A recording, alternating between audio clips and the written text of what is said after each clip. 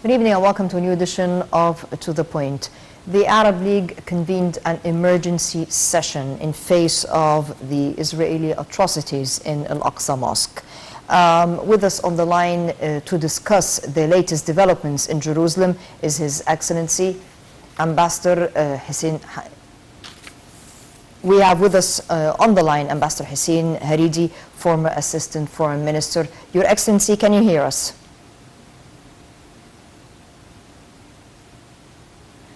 We seem to be experiencing a technical problem. Israeli forces, according to many international organizations, transformed the holy site into a battlefield. The Arab League today issued a statement, and the Egyptian Foreign Minister, Minister Sameh Shoukry, said he condemned the brutal Israeli practices. He said they're a violation of international law, and they killed the chance of a two-state solution. The Arab League Secretary General Ahmed Abul Ghait said the actions are indiscriminate and they're irresponsible. And the international organization Amnesty International said the latest escalations are abusive and disproportionate and unlawful. With us to comment on this issue is His Excellency Ambassador Hussein Haridi, former Assistant Foreign Minister. Your Excellency, can you hear us? Yes, madam. Yes, good evening, sir. The Arab League held a meeting today condemning the latest atrocities in Al-Aqsa Mosque. Your comment? Well, of course, what's going on in Jerusalem, in Al-Aqsa Mosque and in occupied Palestine is a brewing confrontation between the Palestinians and the Israelis like no other. Some people have drawn parallels with the first Intifada or the second Intifada, but I guess this time it's much more serious. That it seems that the Palestinian people, particularly those Palestinians living in East Jerusalem, are determined to face the eviction orders that are expected to be issued soon for 500 Palestinian families living in one of the neighborhoods, on one of the districts in East Jerusalem. And as a matter of fact, the Israeli Supreme Court was scheduled to discuss the issue yesterday, but due to the security situation, the Israeli Attorney General asked the court to postpone the hearing. So I guess now what we can conclude from this growing confrontation is that the Palestinian problem, the two-state solution, must be implemented. There is no way for Israel to try to nip in the bud the two-state solution. In other words, or let me put it this way, there must be a political solution to the Palestinian problem, according to the resolutions of the United Nations. Your Excellency, Foreign Minister Sameh Shoukry said today that the latest escalation is killing the chances of a two-state solution. Do we have a partner that is even attempting to take any step towards such a solution? Well, the international community has always called for the two-state solution. But the Israeli government under Mr. Netanyahu for the last 5 years has done everything possible to sabotage this solution. But the Israeli will must not be the predominant will when it comes to the Palestinian question. We have, and what we here refers to Egypt. We have to lead a diplomatic drive worldwide in order to hasten the peace process, to hasten the resumption of peace negotiations. One conclusion from what we have been witnessing in the last few days: Israel, regardless of the power it chooses against the Palestinians, would never impose its will on the Palestinian people.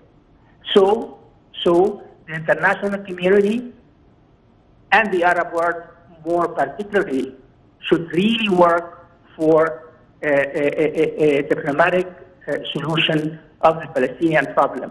Whether it's a two-state solution, whether a one democratic state where Israelis and Palestinian citizens do enjoy the same civic rights. As we talk, violence is taking place, and unfortunately, lots of children are victims of this event. Less than an hour ago or so, 30 Palestinians were killed due to, by Israeli airstrikes, 10 of which are children. Where is where are international organizations? Where are human rights here? Where are the rights of civilians? Children are dying as we talk at the hand of such aggression. Well, we all know the dynamics of how these organizations, Western organizations, work when it comes to Arabs, whether they are Palestinians or other nationalities, become victims for foreign aggression. But we shouldn't, we personally speaking, I don't bank on these organizations. Of course, some of them would release statements of support, statements of condemnation of what they usually call, between commas, the excessive use of force. But at the end of the day, what's important, madam, is what the Palestinian leadership would do and what the Arabs would do. So it's a really very serious responsibility. It's a very big responsibility.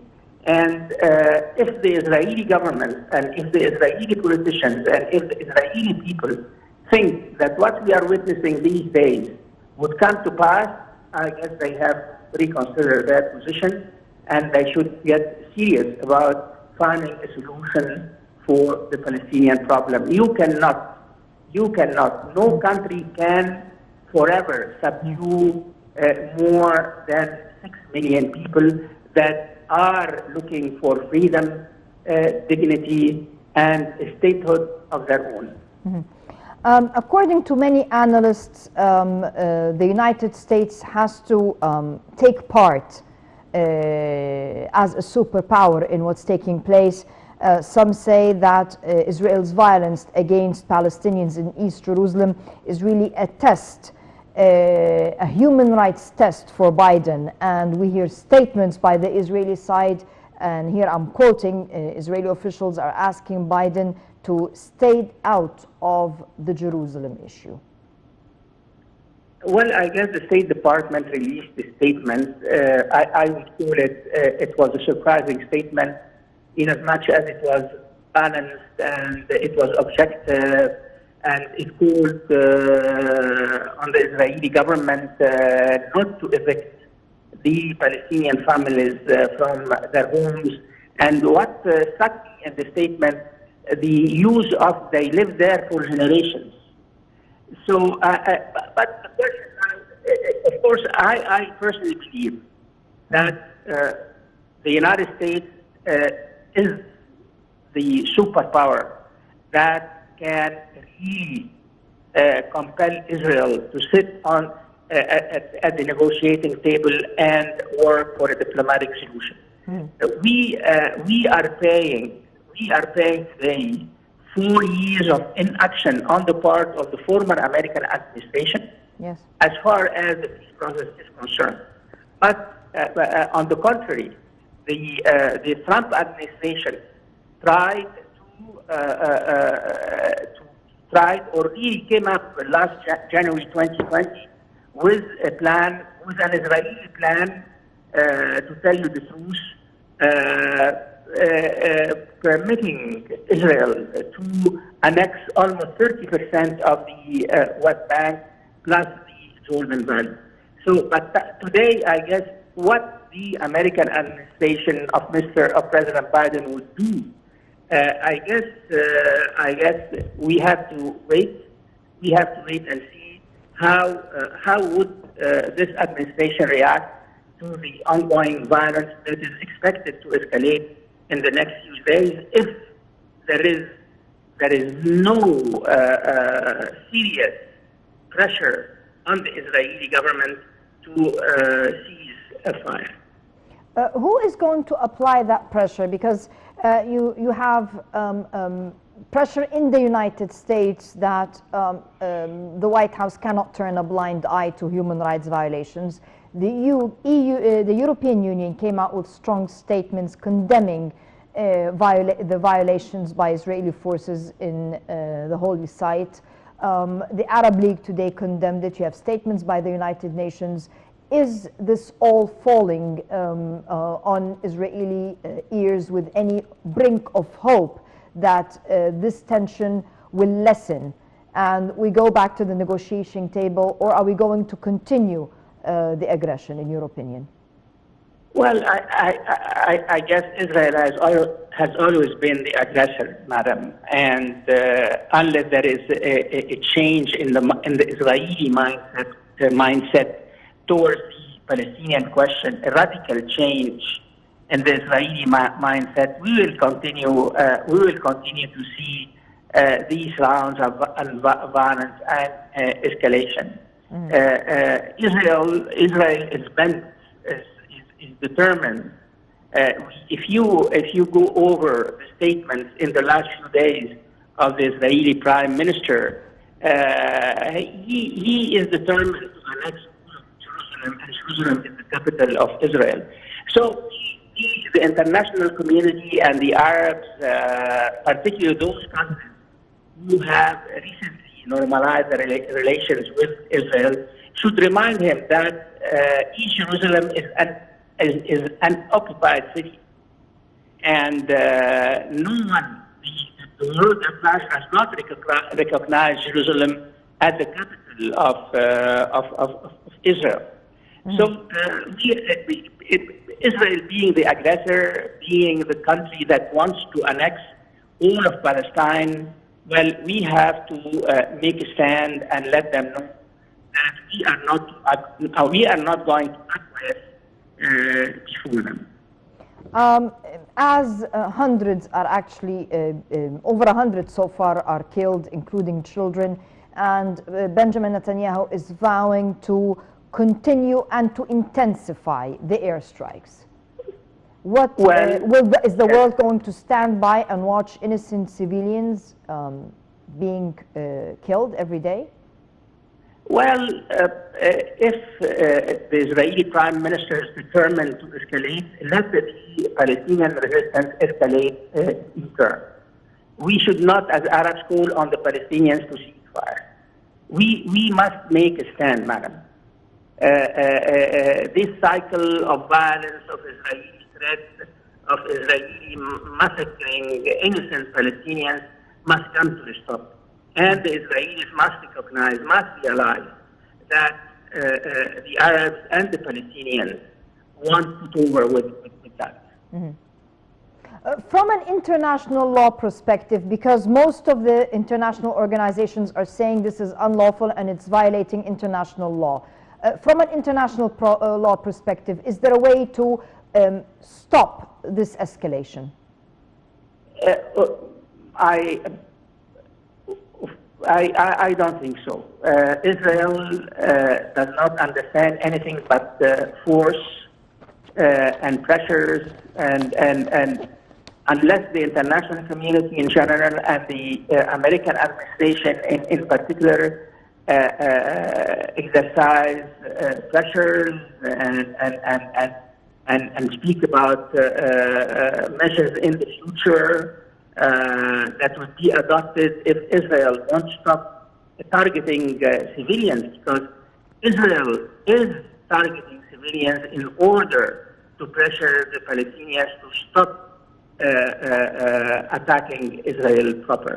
So we are witnessing a chain of events. This is, I tend to believe, Madam, what we are seeing could be a game changer in the Israeli-Palestinian equation. Your Excellency, Ambassador Hussein Haridi, thank you very much for your input. We'll be moving on with Egypt. How is it containing and confronting this wave of the COVID-19 pandemic right after this? So please stay with us.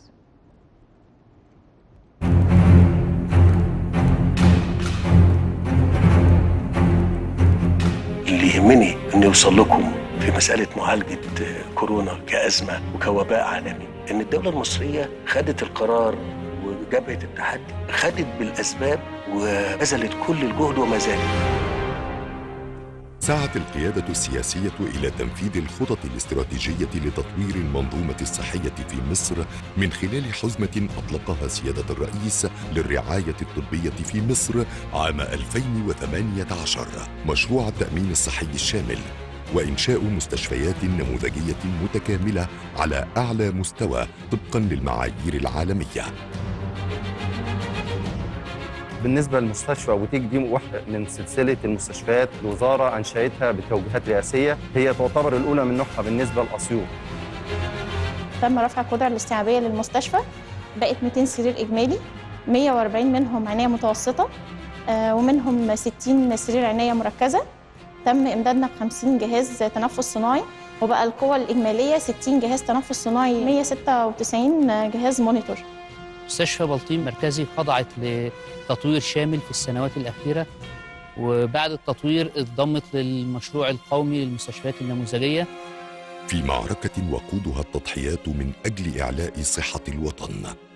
بعد انتشار فيروس كورونا عالمياً، استطاعت الدولة المصرية التصدي لتلك الجائحة بتخصيص مستشفيات المنظومة الجديدة والمجهزة على أعلى مستوى للعزل الصحي للمصابين بالفيروس بعد اتخاذ كافة التدابير الوقائية والاحترازية اللازمة. إنجازات ونجاحات لم تكن أبداً وليدة الصدفة.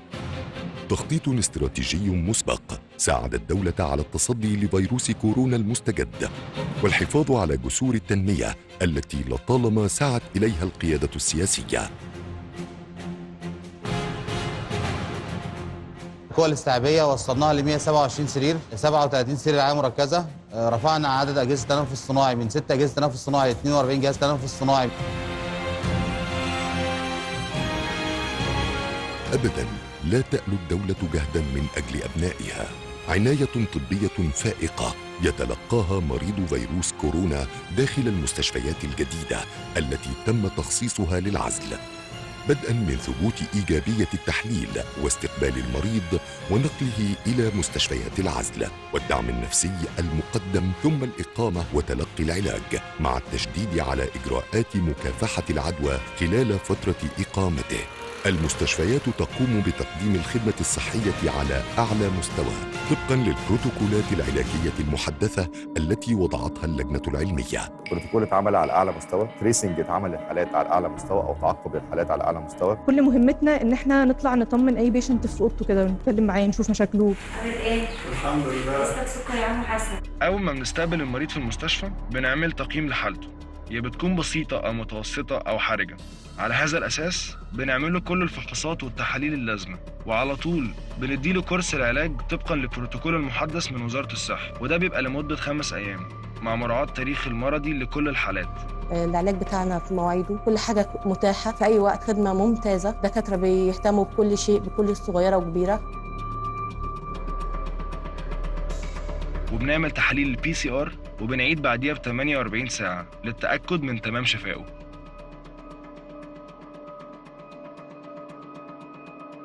أخدت العلاج 5 أيام وبقيت كل 48 ساعة تعمل لي PCR. احنا هنا بنعمل كل التحاليل الخاصة بالمريض. فكانت الخطة اللي وضعتها وزارة الصحة ومعالي وزارة الصحة إن احنا نتوسع في محافظات مصر كلها، وفعلا بالفعل بقينا دلوقتي 30 معمل PCR بيعمل تحليل الكوفيد 19 زيه زي المعامل المركزيه. فدلوقتي احنا موجودين في كل محافظات مصر. تلك المستشفيات هي حق لكل مواطن مصري أن يعالج فيها بمبدأ المساواة، فأصبح المواطن المصري يتلقى الخدمة الطبية على أعلى المستويات بالمجان. هنا مفيش فرق ما بين غني وفقير. Here it's a hospital, it's for free and you are welcome, you are Egyptian, we do our best for you. عربية الإسعاف إجت قامت أخداني وقامت مجايباني هنا، جيت سألت على أبويا طلعوني لأبويا هنا، قعدت معاه. من الناس قايمة بالواجب وكل أي طلبات بنطلبها بتيجي من غير أي مقابل. لو في مريض طلب مني أكلة معينة خلي الشيف يعملها له، لأن دي إحنا ما نقدرش نتأخر عنه فيها.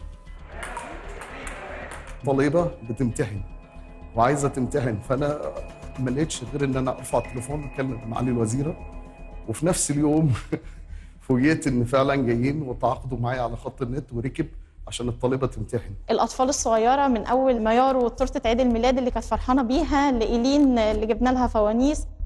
بجد أنا شفت منظومة ما تخيلش إني أشوفها، والله شفت حاجة أنا ما تخيلش إن المستشفيات الحكومية المصرية فيها الخدمة دي. الناس دي خدوني من الموت ردوا لي حياتي تاني. دول ملايكة مصر ماشيين على أرض مصر.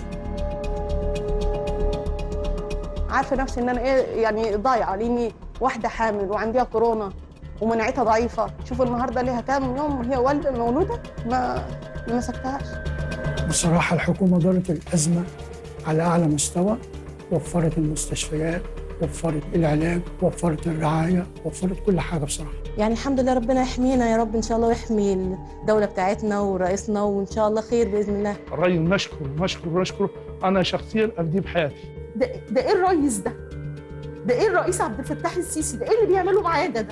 إيه الراجل ده؟ إيه بجد الراجل ده خايف على أهل البلد دي. اسمحوا لنا باسمي وباسم كل المصريين أتقدم للقطاع الطبي في مصر، أطباء وأطقم تمريض، كل التحية وكل التقدير وكل الاحترام لكم وكل الشكر. حفظ الله مصر وشعبها العظيم وشعوب العالم أجمع.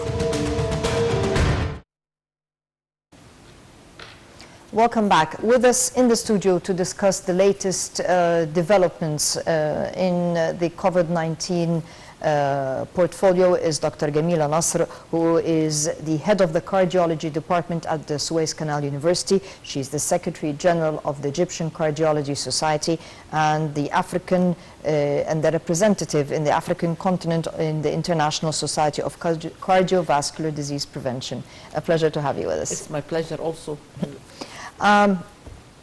The situation worldwide is bad, and unfortunately the numbers are increasing here in Egypt. We're taking lots of preventive measures. The cabinet just issued certain measures last week. How are we coping with the virus? And I know that you people, bless you, in the medical profession are really having a very, very hard time. How are we coping in this wave? I think Egypt is so far on the right way, as you can notice. Since the start of the epidemic, it was shown that the whole world have suffered a lot from this pandemic all over the world. Thanks God in Egypt, we didn't suffer so much as we thought, because in the last wave. Is this wave 2?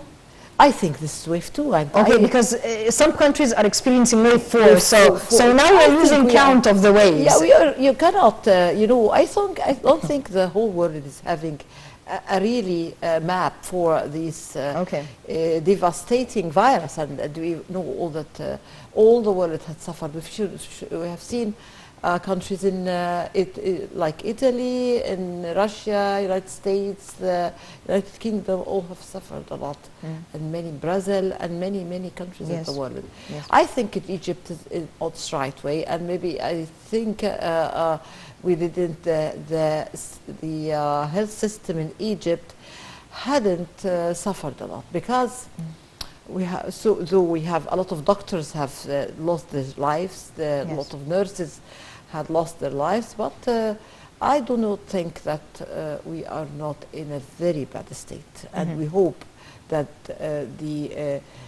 our real problem is that because of the long duration of the pandemic in Egypt, they are not adopting the system for the precautionary measures.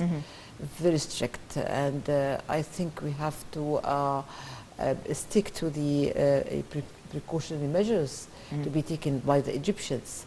We hope so.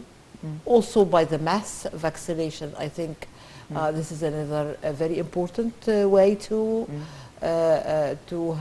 combat the. There are lots incidence of conflicting issues regarding the vaccine. In Egypt, around 1 million were vaccinated thus far, out of over 100 million, so we still have a long way. But people are concerned. Lots of rumors, stereotypes about which vaccine should I take, which vaccine shouldn't I take, who should take, who shouldn't take. What advice would you give people? I'm very this is true because there are also a lot of arguments, pros and cons about the value of the vaccination in Egypt, and we're not happy about that because we have to think that, of course, vaccination is a must. If you want to get rid of the virus, spread all over the world, you have to vaccinate, and you have to mass vaccinate. Yes. You don't have the choice, you don't have the right to choose which vaccine.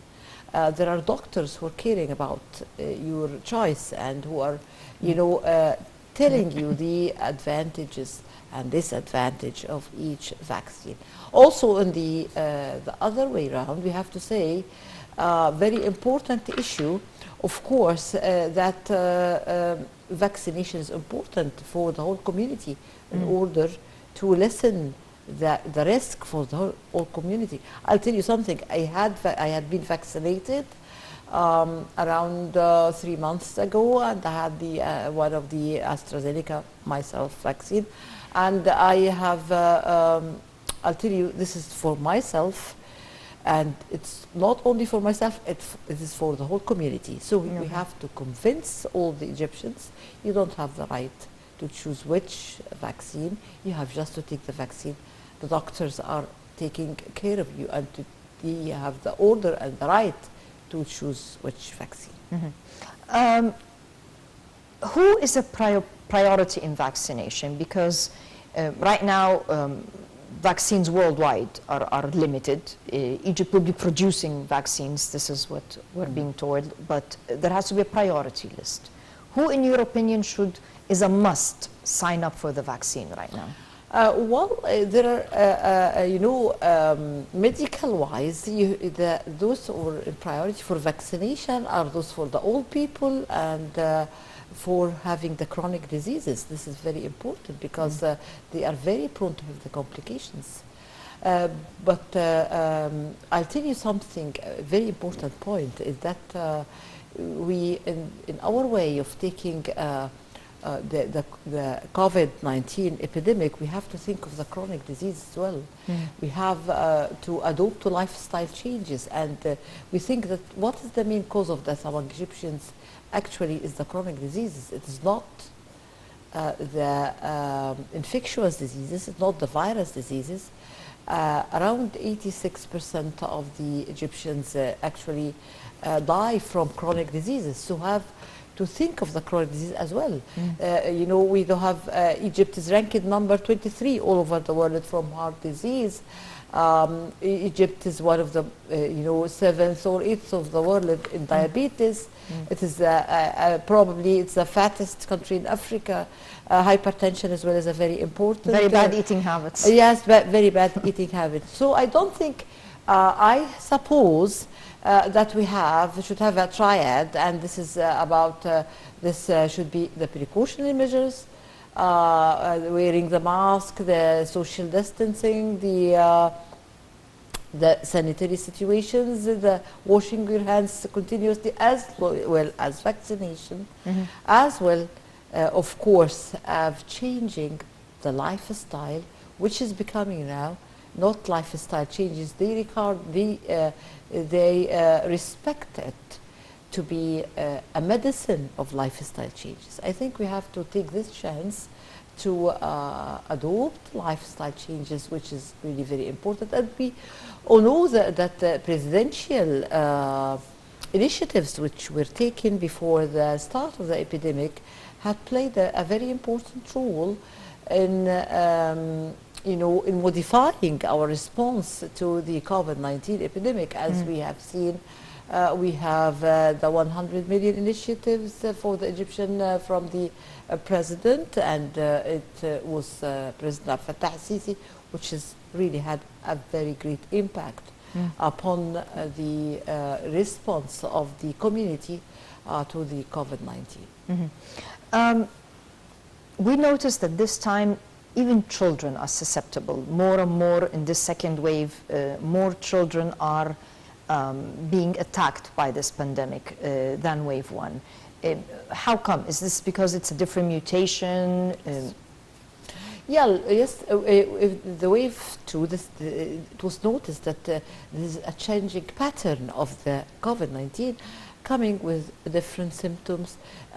It's just changing its shape, and this is very important to deceive the infectants. So I think this is very important. Children are becoming really more susceptible to infections. We have noticed in the first wave there was no children affected at all, but in the second wave there are affected children. Yes. And again, they are a source of infection. So it is just an ever-changing pattern of the disease, which is really very important and very alarming. We should take care of that. Aside from the precautionary measures, how are we coping in terms of the medical facilities? I know there's a strain on the medical facilities. Maybe now we're at the peak, so to speak. How are we coping? I think the health care system in Egypt is fine and still so far coping. It's just we have quite sufficient intensive care units, those responsible for mechanical respirators, and I suppose so far oxygen as well, as Egypt is consuming a large amount of oxygen per day. I think so far it's still we are within range, within acceptable range. But I think we do have to do more measures for the community to adopt the precautionary measures, and we have seen that the Prime Minister had many important steps, and I think the Egyptian government is taking very well planned steps regarding the combat of the COVID-19, and as we know that we are taking in consideration how this will affect the economics of the country, how it will affect the whole population. I think so far we don't really have a real threat to the health system in Egypt. Some people are calling for a lockdown, not just in Egypt but worldwide. Do you think, we've been with this pandemic for over a year now, is a lockdown a solution in your opinion? I don't think that total lockdown will solve the problem, because we are in a big population. We have more than 100 million Egyptians. I think it's lots and lots of people have been already infected, and I think, as we know, that each one of them, of us, have been, seeing many as 10 people having COVID-19, so at least. So I think that total lockdown will not solve the problem, but I think we have to do more for awareness program of the prevention, and I think we do have to tell them more about the precautionary measures. And I'm a member of the National Council of Women in the health sector, and now we're taking just a very big initiative that's telling that the lady is responsible. How is the lady, the Egyptian lady, the mother, yes. Should be, should adopt to she's going to lead the whole family to more, healthy lifestyle. And I think we have to raise this issue that they should, sleep more. They should eat healthy foods. It should be away from the complicated foods, which is having a lot of sweets, having a lot of sugars and salt as well. So we have to take a lot of fruits and vegetables. And I have a very nice equation. This is from the European Society of Cardiology for the healthy lifestyle. As we have learned that a very important equation is say 035 140 530. What does that mean? What does that mean? 0 stands for no smoking, and no smoking, as we know, that the smokers are prone 14 times to have complications for COVID-19. Yes. So we should stop smoking, but all means whether it is cigarettes, whether it's cigars, whether it's the pipes, hookahs, whatever. Every that goes. So don't justify to yourself that this is better than that. Okay. This is 0.3. We have talking about the exercise, which is really very important. And in our country, we have trying to increase the awareness of how the exercise is very important. And it can even prevent up to 20 chronic diseases, which is very important. And it is the cheapest drug ever you can take in your life. Just to adopt to an exercise program, just if you are having just simple walking for 30 minutes every day for 4 days a week, or in other guidelines you can take around 150 minutes per week walking. This will save a lot of cases of having chronic diseases. The next time, I said 0, 3, 5. 5 just states for having 5 portions of fruits and vegetables a day. It is better to be in different colors. You should take different colors for the vegetables and fruits. Actually, this is very important because it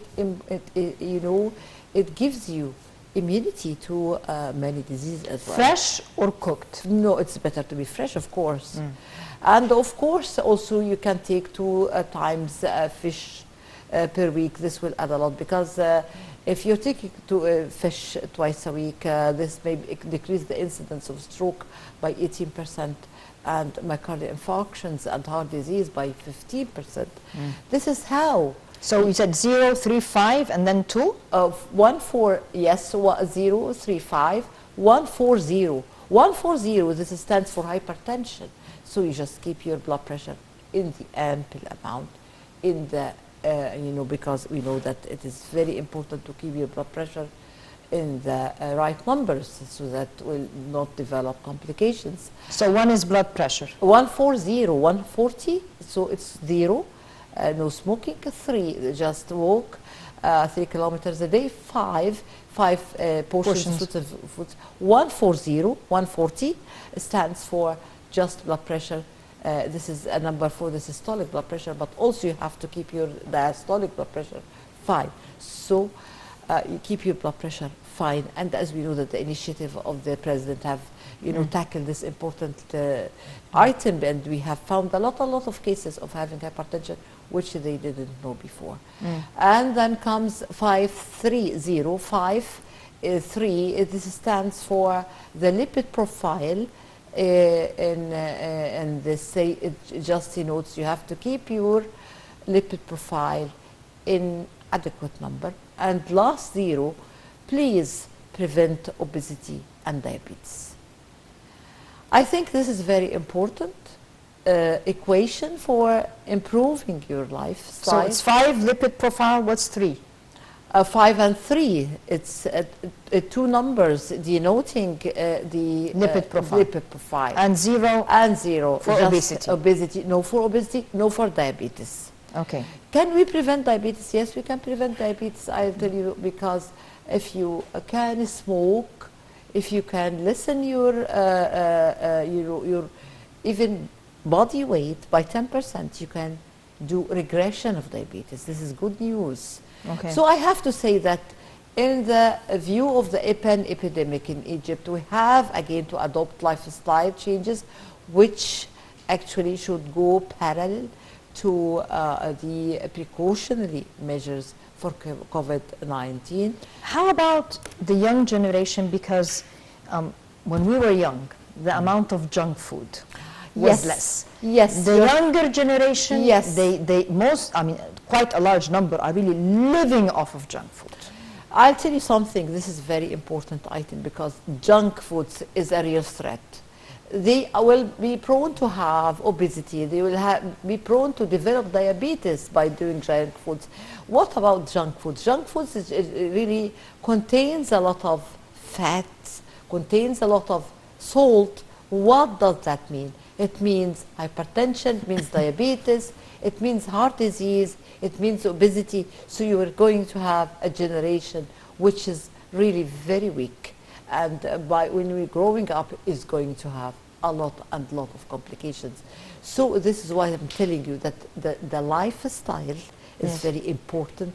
Of course, the Egyptian food is complicated food, and rather it has a lot of calories, a lot of sweets, sugary food. It's a little bit salty food we are consuming in Egypt. Twice as the allowances for salt disease, for salt in the whole world. It was very important. Yes. Because, of course, as we know, Egypt is an agricultural country, and it has the Red Sea, it has the Mediterranean Sea, it has the Nile.